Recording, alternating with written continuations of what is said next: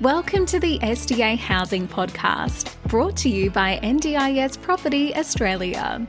Before starting this episode, we need to provide a general disclaimer. Information contained in this podcast is general in nature only. It does not take into account the objectives, financial situation, or needs of any particular person. You need to consider your financial situation and needs before making any decisions based on the information in this podcast. And you should consider seeking independent and professional advice for your personal circumstances. All right, let's begin.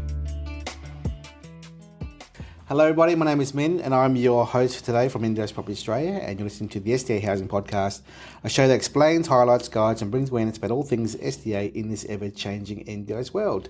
Today we are in Perth, Western Australia.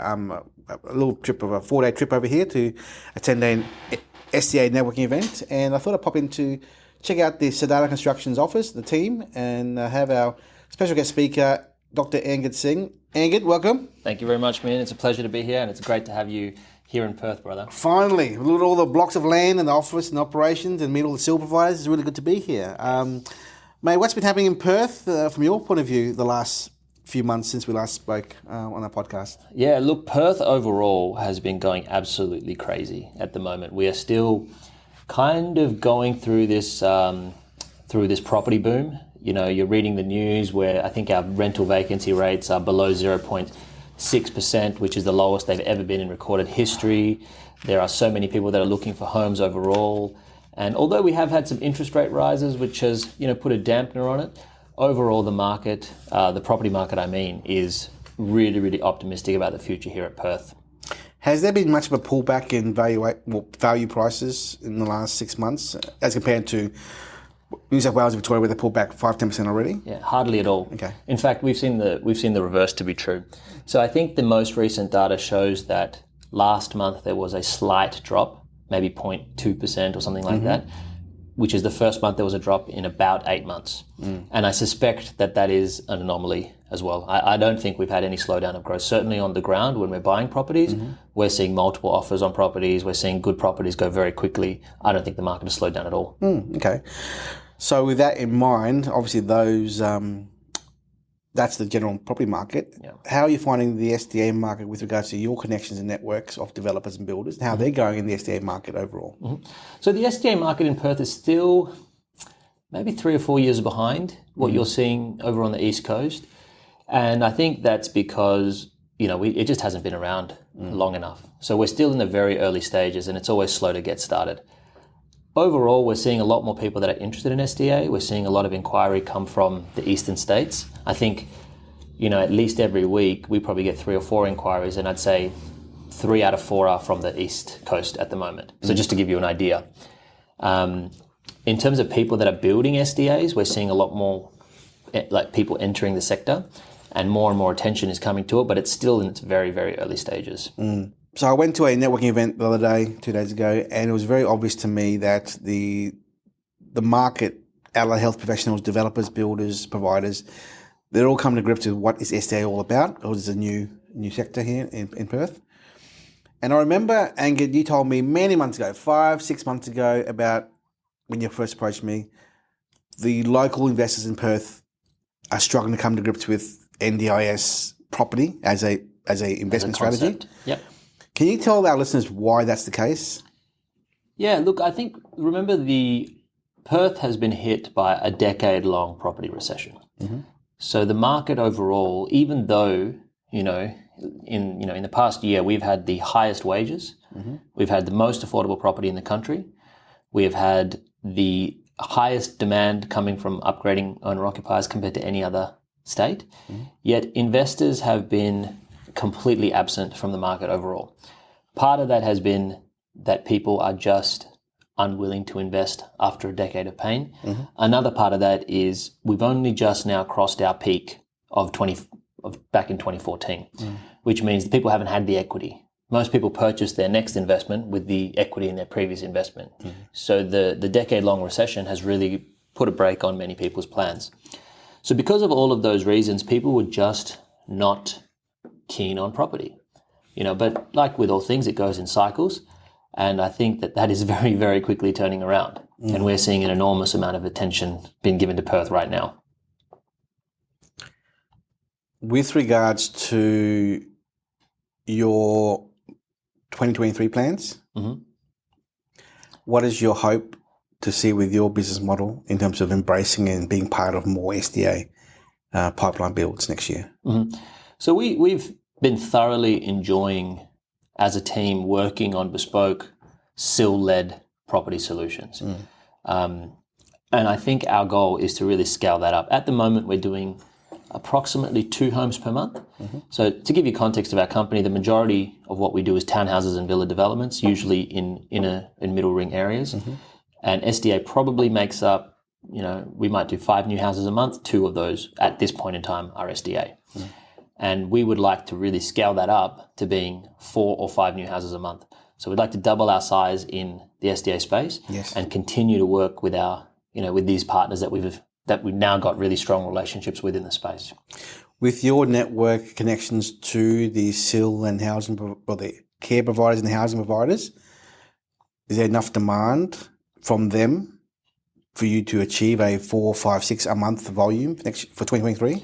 They don't think that's going to even be a drop in the ocean. Okay. Yeah. Now, obviously, that is highly dependent on the location, as well as the design category that you're targeting, as well as the SIL provider that you're speaking to. Yep. So remember, whilst the broader market information is quite informative for us, it's not as useful as the very few SIL providers that we're talking to. Now, what we are hearing on the ground from these SIL providers is that there is a tremendous amount of high physical support stock which is being developed, and they do have some concerns about the saturation that may occur some point in the future with that type of stock, particularly for the single bedroom apartment type of stock. They have an enormous amount of optimism for some of the other categories, especially improved livability, where they're seeing a tremendous amount of demand and almost no supply. So they're really begging for that type of stock, which is what we're developing a lot of at the moment. What we've found working with Sadhana Constructions the last few months is the East Coast investors don't seem to embrace the IL products that we're trying to create and produce because the returns are not strong enough and high enough. And I think you and I should really let the people know here that as a listener or as an investor, potential investor, you shouldn't fall into the same category as these overly optimistic investors out there who think there's an abundance of HPS participants out there. So when you do the numbers, and I'll just break it down a little bit to show you how I've got the numbers here. There's 540,000 participants in Australia who are in the NDIS who are part of the two. Let me rephrase it. 26 million people in Australia who are population-wise. 4.5 million are disabled of some sort. 540,000 of them are in the NDIS program, more and more coming in all the time. We'll hit 840,000 by 2030, I think. Of that 540,000, 19,750 are actually SDA funded. However, only SDA funded as in 70% IL, 10% robust, 10% FA, 10% HPS. Of that 19,700-ish SDA funded people, only 7,000 of them are living in an SDA home. Okay. Now, if you break down the numbers of 70, 10, 10, 10 on the 19,700 population who are SDA funded, that means only 1,970 are actually HPS out of 540,000 people, which means the number of HPS participants who are SDA funded in the NDIS program is 0.00372%. If you add the FAs, fully accessible people, you're looking at 0.00372% as well. So the answer is to get a fully accessible or HPS wheelchair-bound participant who is SDA funded, it is 0.00737% times 2, which is 0.0074%, under 1%. So only 1% of the entire NDS community, sub 1%, is wheelchair bound for SDA funding. So 99% of them are not HPS and FA. So back to what I'm saying here, the purpose of this conversation is IL and robust are 80% of the marketplace in the market. And there's a screaming demand, correct, Angad? Screaming. In Perth for IL and robust. Yeah, I don't think it's just in Perth. I think it's everywhere. Everywhere. Yeah. But we're here in Perth to talk about the Perth market. Yeah. And your providers want to see more ILs and robust. Yes. They don't want to see more HPSs because they see the impending oversupply situation. Yes. Yeah. And they're also seeing a reluctance of developers to pivot into the improved livability space. Yes. So you're right. I mean, I'm not sure if you remember our very first podcast, maybe 5 or 6 months ago. And if any of your listeners have gone back to that episode, I think you asked me what is the number one tip I would give to someone getting started in this space. And that tip was remember who you are serving. And you are serving, at the end of the day, a participant. Your house gets 0 if it is not filled. Yep. And if the market and the providers are telling you that this is where the participants are, and you ignore that advice, then that is at your peril, right? Now, I understand, HPS, you're probably getting anywhere between 15, 17% yields, which can be very, very attractive on a spreadsheet. If it's filled up. If it's filled up, which we're seeing very few fully filled, and even the ones that do get filled take 6, 12, 18 months to get there. And so that is a significant risk that an investor should be comfortable with if they're getting into that space. Whether it's a good idea or not comes down to the individual asset and the risk appetite of the investor. What we are seeing from our SIL providers is that the improved livability offers a lower risk solution with higher participant demand, and overall the gross yield is a lot lower for sure. It's around 12 to 13% is what you can expect from an improved livability. But the risk is so much lower. And so an investor really has to decide, would they rather a 12% with a very low risk return or a 17% that has a much higher risk to be potentially 0? Angad, I have a better way to formulate that statement you just said. Hit me. It should be, would you rather have a 10 or 11% net return for a HPS? Or would you prefer to have a 10 or 11% IL return? Sure. With very low risk. Yeah. Same outcome. Yeah. It often does work out to be the same outcome. And one's going to be 850, 900 grand. One's going to be 750. 700, 750. So 200 grand cheaper for the same outcome from a yield perspective, right? Now, but noted, not all investors are yield focused. They're more cash flow focused. That's fine. But it comes back to risk. Yes. So if you can't tolerate risk and you don't want to be at risk, then don't choose the riskier strategy. Yeah. And for us, remember, we are serving many people. Like ultimately, we are serving the participants. And so we listen to, when we have SEAL providers who are giving us information about what the participants need, our role is to deliver that. Investors come along for the ride and they get a profit. But if we're delivering something that participants don't need, then no one's happy, No one's happy spending 900K on a property and getting 0, and you're hearing so many of those stories at the moment. Yep. So I recently referred a client to you from Sydney called Adrian. Yep. He'd been on our books for about 6, 7 months now. And he said to us, our office, I'll come back to the marketplace to you guys in October when I'm ready financially to proceed. Yep.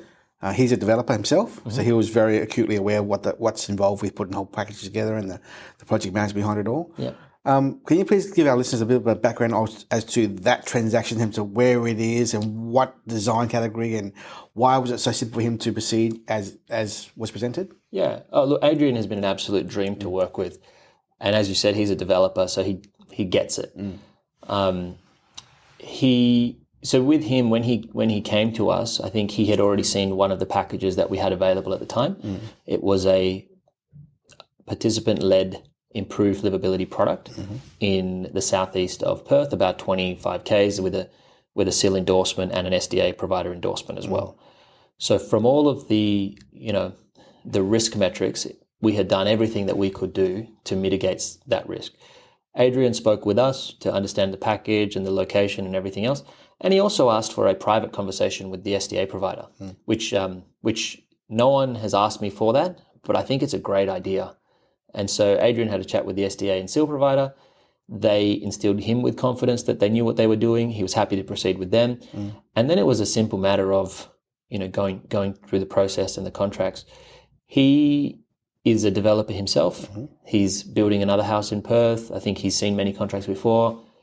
Ours was straightforward, well presented, clear, sufficient detail. And so there really wasn't any back and forth. I think we signed that contract, maybe a couple of weeks ago, and the deposit was paid, and we started the next day. Yep. There was no stalling at all. I think the fact that he was a developer, full experience in building houses, was good. The fact that he was a cash buyer was also wonderful. But the fact that we had all the endorsements from the providers, comfort letters, and direct line of contact between him and the provider, just helped everything. I think he did raise with you why the sudden rush. Why is there so much emphasis on speed and rushing? Yeah. Can you please explain to our listeners as to why that sometimes can occur between builder yourselves and the land vendor and the market and the Christmas period and lending, and why are things such a rush sometimes? Yeah, look, honestly, as builders and project managers, I think we are always in a rush.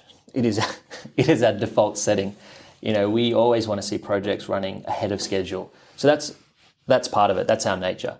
In this particular case, we are contending with a couple of things. So we are also managing on the back end several different subcontractors and trades and everything else. So we already have this particular project, even before it's sold, we have bricklayers lined up, we have roof carpenters lined up. Yes, several months in advance, but you've seen the market in Perth. If you're not planning several months ahead, then your project is never going to run on track.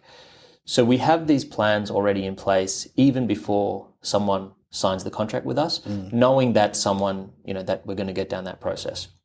So in this case, it was partly about making sure that the slots that we had provisioned for were filled. And crucially, we really wanted to get the slabs down before Christmas. If we got the slabs down before Christmas, then we can use the Christmas break as the curing time for the slab, which essentially saves us 3 or 4 weeks. Plus, when you follow it on from there, we can get the roof on around April. In Perth, the weather turns around May, and you start to get a significant amount of rain, more rain than you would before that. Having the roof on simply means that you avoid rain delays. Yes. So a typical project might incur about 20 working days of rain, which is about a month, sometimes more, sometimes less, but thereabouts. So if you can avoid 20 days of rain by doing something a few weeks earlier, then it's a huge win for you, So that was some of the timeline considerations in our mind. That always make us, want to push to an outcome. Yes, that's great. I think after that, before that you had a chat with the client, one-on-one video team video call as well. Yep. So this is the second time I've done it. First one was Larry. This one is Adrian. Yep. Can you explain to our listeners, if they do engage your organisation to do a build in Perth? Yeah. What happens in this video call? What happens? What do you explain, and why is it important to explain to an investor the process behind what you guys do with the contracts and the project management here? Yeah, sure. So building is a complex process. There's lots of moving parts. There's lots of people who are touching your project behind the scenes. And it's very easy for that process to, for you to lose track as an owner where things are at, and for that process just to kind of drag out. And that's why you hear about so many delays getting to site and things like that. The purpose of that meeting is largely to give our clients an understanding of the project at a high level from the time that we sign a contract to the time that we give you the keys. So we go through a high-level timeline. We go through the key milestones that we're trying to hit, including, when do we want the documentation to be finalized? When do we want certain payments to occur? When do we need certain information around selections and all of those things? And the purpose is that clients, firstly, they can give us some feedback. So if someone's going away and we need critical documentation, we know that we need to get it before they go away. And also letting them know how it actually works and setting realistic expectations. Now, it might sound crazy. We're in October. We signed the contract maybe the 15th of October or something, and we're pouring a slab. And we're talking about pouring a slab the week before Christmas. That's 2 months away. If someone doesn't understand the process between now and then, they're probably wondering what's going on. So it's really about keeping our clients informed about what's going on, helping them understand the process start to finish, and giving them comfort in us as a project manager, really. That's great. One of the topics I've come across a lot with the eastern side is fire sprinklers, class 3, class 2. Yep.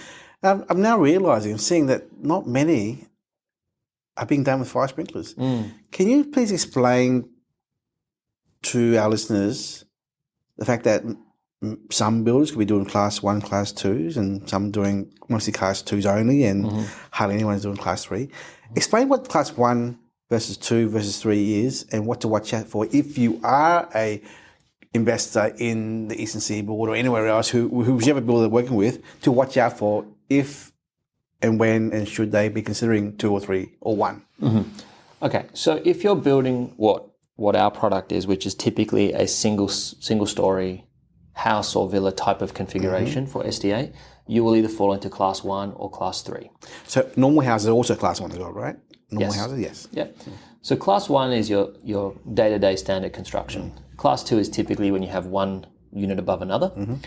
And class 3 is transient or temporary accommodation or even long-term accommodation for certain categories, such as aged care people or children or people with disabilities. Right? So the decision for class is back to the builder to decide, right? To the certifier, yeah. But how come no one's doing 3? So class 3? here's the thing. So the decision whether something should be class 1 or class 3 rests with the building certifier, who has to deem an appropriate classification for the building.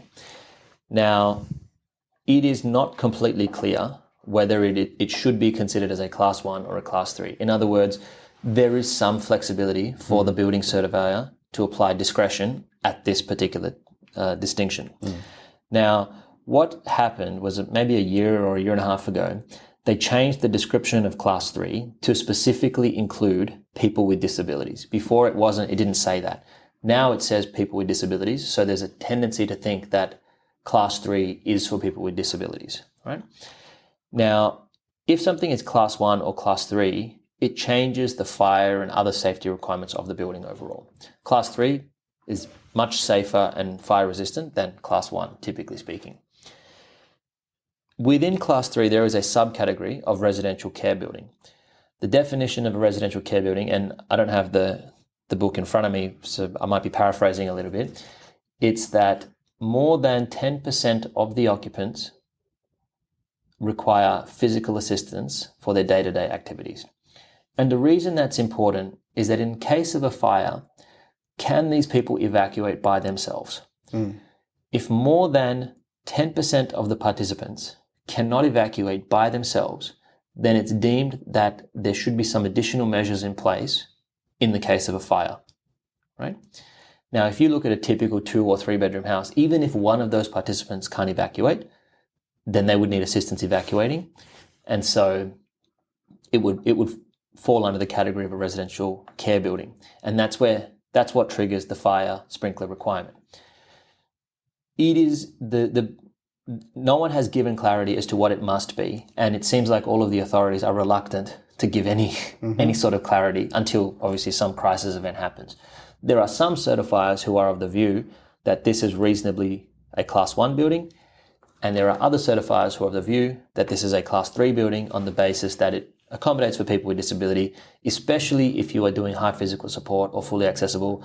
These people cannot be expected to be able to evacuate by themselves, and so in the abundance of caution, it should be considered a class 3 residential care building with fire sprinklers. Yes. Now, this has got nothing to do with SDA category, by the way, absolutely unrelated. So councils will certify whatever you put in front of them. The risk falls on the certifier. If there is a fire and something happens, then the certifier is accountable. Why is it that we're seeing so much confusion? It's because nobody knows the actual answer. What we have elected to do is, you do get some extra income from fire sprinklers as well, which is helpful. $1,000 per room per year. I think it's a bit more than that now. Yeah. Maybe a couple of grand, or 2 or 3, I think, per person per year. It'll be $3,000, 3,300 for the year for the whole house. Yes. Okay. So 1.1 per person. Okay. And so with the additional income, a lot of our steel providers are taking the view, and some of the other developers as well have taken the view, that it seems like there is a trend towards increased safety and towards Class 3. So many people are worried that if they do have a problem with Class 1, everyone who's had a Class 1 dwelling certified, they may end up with a few challenges. So we're building Class 3s to make sure that our investors are taken care of and pricing them appropriately to make sure that investors don't get caught short and need to install fire sprinklers or something down the track. So are you saying all your SDAs have fire sprinklers? Where it's required, yeah. So not all of them have. HPS, FA, yes. HPS, FA, yes. Improvability comes down to a few other factors that the certified needs to consider. What's the cost of a fire sprinkler here in Western Australia? The fire sprinkler system itself is probably around 30K. Yep. And then if you need a monitored alarm system, it's about the same. Yep. I remember a builder in Gold Coast telling me that it also depends on the pressure, water pressure of that site. Yes, that's right. So, which could vary the price. Yes. Is there a big variation in the price? I think when you usually quote these things up, you ask for your fire consultant to go out, do a flow test, and they'll provide you with a breakdown. So, is there an ongoing cost per year to actually have a fire sprinkler maintained and monitored and managed every year? Yes. Is that expensive? I think it's a few grand every year. What's more expensive is your DFES monitoring, which I think is to the tune of $5,000 a year. What does that mean? They have to monitor your alarm system to make sure that it works. Yep. In Department of Fire and Emergency Services.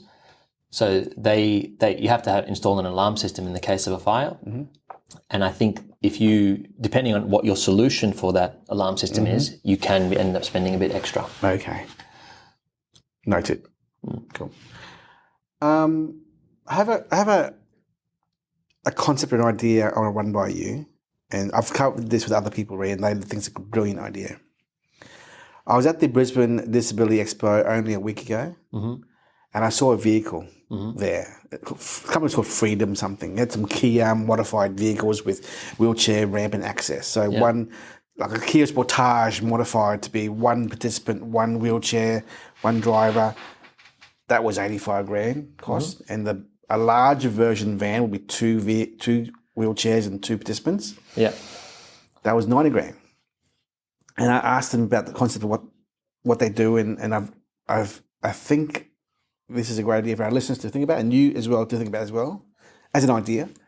That is, this is me as an investor, if I was an investor building a 4-bedroom, 4-bathroom, 2-car HPS in southeast Perth, and I was worried about future-proofing and getting participants in, what would I do to bring support from the steel provider, the housing provider, and participants to be part of this tenancy and be part of it and fully filling it out at completion or after completion? And that is to buy a car. Now, you're wondering, buying a car, this is new. Why would you do this? Well, in fact, if we had first of all, having a vehicle dedicated to the house, you get participants faster to the house. Okay. That's number one, which makes sense. Yes. Because you can have a driver, a support worker driving anywhere you want. Yep. That's number one. Number two, the NDIA pays funding for transportation costs. So 2 people in this house would probably bring in $20,000 a year in revenue. Wow. To the owner of this house, who also owns the car dedicated for this house. That's $40,000 a year for 2 participants. I'm not saying 3, I'm saying 2 here, right? 2. On top of that, the capital depreciation write-off up to $150,000. Yeah. It's full write-off tax deduction right there. Because the first year's income is going to be pretty decent. Yeah. That's fully written off. Yeah. By the car write-off, depreciation. So you're literally paying off the car in 1 year. 1 year paid off car. $40,000 a year for the next 10 years is $400,000 income from the car. You add that asset of a vehicle to this house, a HPS or FA house, you now lift the revenue for the whole investment. Yeah, significantly too. From 110 to 150, 160 grand a year, just by having that vehicle purchased part of the house. Yeah. Now, if I was to buy this vehicle today, deposit is 10% deposit. That's all it is, 10%. You got to wait today until February 24 delivery. That's a year and 3 months right there. Upon delivery, a 40% deposit again. So that gives you 8 weeks of modification. And after that, 50% payment. Okay. That's 100% payment of the car. Mm-hmm. Well, the house construction is going to be a year and a bit anyway. 6 months maybe. Yeah, 12 months. Well, Yep. contracts, finance, settlement, Sure. BA, construction, Christmas, a year-ish. Yep. It falls in line together. Yeah. Wow. So I spoke to 3 other providers and they all agreed this is a brilliant idea. Mm-hmm. Mm-hmm. This is how you bring in tenants quickly. This would work for everything. This would work for improved livability as well. There's no reason why, because they have the same funding for transportation and they often engage in other activities as well. Yes. So this is an idea that I come up with. I figured it out myself. And copyrighted it though. I run it over there and everything. I was like, this is brilliant, this is brilliant, brilliant. Yeah. So again, back to Perth. Yeah. The ideas, the concept we learned in the East Coast, we bring over to the West Coast here. This is what I want to see people do more of. Mm-hmm. So it's not just, as you and I have realised now, future-proofing a house, an SDA house is more space, more individualised, separate living areas, storage space, fire sprinklers, the internet infrastructure, not being Wi-Fi only kind of thing, more sophisticated AT and AI around the house, a vehicle like this. Doing it this way, if you are to go all out and you are, I'm not saying high risk investor, but you're keen for that high revenue and high yield, do it right and do it this way. Not the bare bones minimum standard HBS, 4-bedroom, 4-bathroom, 1 living area, and then wonder why is it empty. Mm-hmm. If you're going to do it, you do it right. Yes. So not only do you have the data, the research, and the demand, and the support from participants, but also providers having this kind of future-proofing asset, as well as height adjustment systems as well internally. Yep. You do all that, that will make you a future-proof long-term asset. Wow. And if you do those villas, like 6-7 villas in sites, that vehicle there for the whole thing, 15-20 grand per person, it pays, again, it works out well. Yes. So if you don't straddle the development and do 4 or 5 villas in a row, that's it. So, and then we're also working on the East Coast, head leases from a company called One Contract Property, and also a fund manager to take out buyer. So these little things, tweaks we do in the forefront, in the front end of the project creation, will give our investors reassurance and peace of mind to continue with their asset long-term, investment long-term, or get out after 2 years. Mm-hmm. And these are things that the more we talk about, the more ideas we have, the more resources we put together to make these things happen, it makes it easier for our clients to come into Perth and do what we do. Do what you do, yeah. Yeah. That's a great idea. I'd love to pick your brain about the execution. So many questions. Yes, that's fine. So we'll be interviewing them, the car group, in about 2 weeks' time. And then we have about 30 episodes banked up. I think once they all come through, you understand where we're coming from, because they're all coming out one by one at the moment, back to back, yeah. Okay. But the vehicle thing, we're going to go to an accounting firm to look at the numbers and confirm the write-off and look at the revenue from the transportation cost of NDIS and identify investors who want to put the money in to buy a vehicle. Mm-hmm. For example, we have a client called Larry, who's looking at doing 2 campsites side by side. I think they are ILs themselves, right? Yeah, they're ours. Again, of course they are. Yeah. I know. Of course, having a vehicle there to support 6 participants. Yeah, that would be insane. I mean, if you're pulling in $120,000 per year by having a car on site, that's phenomenal. And I think I don't know how the seal provider would manage that, but I'm sure in principle they would love the idea. Well, think about it. You have 2 support workers on each site. Yeah. There's also workers coming and going throughout the day. Yes. Cleaner, cook, all of that. Adult health work, driver. Mm-hmm. The vehicle's there. Yes. So again, don't assume 20 grand per person, of course. Yeah. Let's 15 times, maybe only 4 of the 6 will use a car. You don't know who's going in there yet, but it pays off the vehicle straight away. Yeah. So there are also ideas to make it much more better. Yep. And also sometimes, and by the way, provisioning for automation and AT and AI, all that kind of stuff. Do you always, all your builds, are they all waiting for funding from the NDIS? Provisioning for that?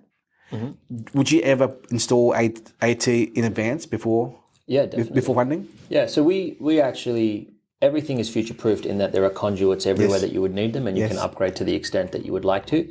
Part of our process is that the investor can have a consultation with our local automation expert, and they can pick their upgrades as they want to. What we're generally finding is that consultation should be towards the end of the build. Agreed. So that the participants have already been identified. Yes. And they can be a bit more bespoke in the solutions that they're offering. Yeah. But all of them are always ready for AT. Yeah. What I've noticed across Australia, Angad, is many builders and developers do not allow for the bespoke upgrade, variations, redesign. Yeah. Because of that, it sort of limits, or not limits, but it sort of inhibits a client investor's ability to make it more bespoke for the market, the community, the participants. Yeah. It's a great thing with the organisation at Sadhana Constructions is because you guys are a bespoke builder developer already. Yeah. That's what we do every day. Yeah, so that's why the suppliers you work with and how you operate internally allows that flexibility for your team to adjust to the market as you identify participants and providers who need certain things. Yeah. And from investors who are more sophisticated and have the money to do different things as well. Yeah. Yeah. So I think that slowly but surely, as we roll out more and more ideas for the next year, for the 2023 year, I don't know when this episode is going to be published. That could be in December or in January. But I think if we can incorporate more of these great ideas for the SDA products that you are creating, you're going to win over a lot more providers to your organisation by having bespoke designs and bespoke solutions. Yeah. Because many other builders out there don't do that. Because you mentioned to me this morning, one of your friends who has another building firm, it's set, you cannot change it. Not change it, yeah. And listen, there are some considerations, right? So we are dealing with multiple moving parts here, and if a change that the client is requesting has an impact on the SDA certification, then we have to be a bit careful with what we allow. But a lot of things like that, assistive tech and colour schemes, no worries. You know, we've got interior designers, you do your consultation, go to the tile shop, select your tiles, they'll make sure that they hit the slip resistance and everything else, and it's all good to go. Anyway, I think that's enough for our generic catch-up. Yeah, man. I should be back at the end of November or early December for a Perth visit. I'm trying to get my platinum status on Virgin. Let's fly around the country. Good.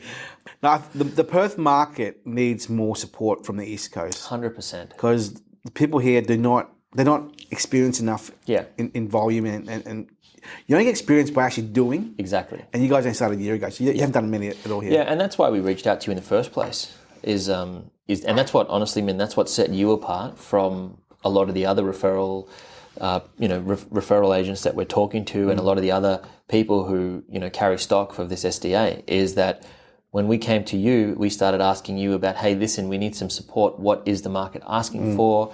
What are the challenges that you're seeing, especially at the back end? Which investors are you seeing that are thriving? Which ones? What have you seen that hasn't worked? So that could help inform our design. So, this whole community, at this point, we're going through a very steep learning curve. It's a learning cliff, you could call it. And we all need to kind of get support from the people who have done there and done it, been there, done that, and bring it into the West. I was having a meeting last night for dinner with Lynn Gabriel from Jazz Corp, SDA Conferences, and I said to her, look, I fly around the country to meet people. I have no interest in doing anything other than networking and meeting people and learning. Yeah. So, if you are a listener talking to someone in wherever you are in Australia, question their motive. Like I honestly fly to Perth and where I go, not to do anything other than to meet new people and explain and promote our podcasts and learn from other professionals who may have something that I don't know about and learn from them, and vice versa. I want to help bring awareness to the community via our podcast of what you should and shouldn't do in the SDA market as an investor and developer and builder. And so many people do not know what they're doing, particularly these builders and providers. No fault of their own, just inexperience. They just don't know. It's not their fault because you guys are new to the market. That's all. Yeah. And when you see so many mistakes in the East Coast, Melbourne and Brisbane and Sydney, you can relay the information, those mistakes, to a immature market in Perth, so they can in time become more mature with the SDA experience. Yeah. And even our pivot into the improved livability, that came off the back of a conversation with you telling us what you saw in Brisbane and what you felt like the missing piece was for a lot of the established markets. And from that, we had a conversation with a couple of our SIL and SDA providers, and they mirrored the exact same intent. And what they told us was one of the SDA providers, he said that he stopped asking developers this question to develop improved livability because he works with around 20 developers and we're just one of them. And he said that every other developer that he spoke to was just like, no, we want to do high physical support. That's where the money is. And so he stopped asking us. So when we raised it with him, we said, hey, this is what someone who's very experienced on the East Coast has said as a missing part of the puzzle. They were so on board straight away. They were like, yes, we can fill every improved livability house that you put in front of us, as long as you get the location right and stuff like that. But they were so excited about it. And that comes off the learning of, from the East Coast, really. Yes. So, yeah. So congratulations to Larry and Adrian. You've done the first 2 ILs in Perth here. Yeah. We hope more investors who are listening to this podcast can come back to ourselves and it's Angad Singh at Sadhana Constructions to explore more opportunities for IL, because that is what the Perth market needs. As you've heard before already and many times now, we don't need more HPSs. We need more blue chip HPSs, which are more custom designed. Yes. If you can't deliver that, stick to IL. Yeah. And maybe just one other point is that there was a view from some investors that with the new NTC introduction, which I think kicks in... What is NTC? NTC stands for the National Construction Code. We are currently going through the biggest revision of the NCC since the NCC was released. And that is that we'll be moving to a 7-star energy rating requirement, as well as a mandatory access housing provisions, livable housing provisions, which in the view of some investors, they thought that this would supersede the requirement for an improved livability SDA product. Now, even if that was true, I don't think that is true, but that's what some of the objections were. In Western Australia, they have now deferred the onboarding of the new NCC until 2025. We've got a few more years to breathe, unlike Melbourne and Queensland, and they have rejected the livable housing provisions to be included in the NCC in Western Australia. In other words, in Western Australia, the improved livability will still remain a scarce product. It's not something that will become standard as part of every home, which I think is also encouraging for people who are investing in the improved livability space, like ourselves. Yep. Do you know many other developers doing IL in Perth? I don't know anyone who's doing it. I know a few people doing FA and Robust, and I don't know anyone who is specifically targeting the improved livability space other than us and obviously the SEAL providers that we're working with. Yeah. I think if our listeners spend more time just analysing the numbers and the risk and the demand, they will come to the conclusion that the majority of the participants in the NDIS who are SDA funded are all IL. Yeah. If you're worried about risk and vacancy and you can't be without tenants for 6 months, which could happen, then don't go down the path of HPS. Yeah. I mean, a 12% gross yield is phenomenal for residential real estate. Yes. So it's still a great outcome. And remember, everyone, there's going to be a inflation uplift in April, May next year for SDA. And by the way we're looking at inflation, mate, it's probably 6%, 7%, 8% anyway. Yeah. Plus, there's going to be a major uplift of income for SDA in July 2023. So we may see minimum 10%, possible 20% uplift in SDA income in those IL, robust, FA categories, not HPS. Yeah. The last thing the NDIA want to do is create more funding revenue towards HPS to generate more demand into HPS. Yeah. They will want more towards the robust and the IL. So what is true is robust has been a complete disaster with demand and supply for around Australia. Yep. So they're going to look at reviewing those numbers to make it more attractive for robust investors. Yes. Yeah. And we're watching that very closely as well.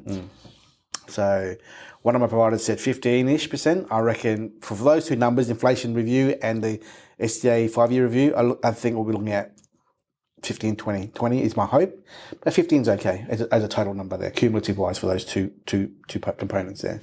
Mm-hmm. Any last words of gossip or advice from you in the Perth market, Angad, with the SDA? No, I think I've said enough today, Minh. This is a pleasure to have you here, brother. This is the longest podcast we've had so far, 45 minutes. Excellent. Thank you very much. Thank you so much. Bye-bye. We hope you enjoyed this episode. Please make sure you are subscribed and following us so you can keep in the loop with all of our upcoming episodes. We would really appreciate it if you could leave us a 5-star rating, a written review, and to share this podcast with those that could benefit. Until next time, catch you on the next episode.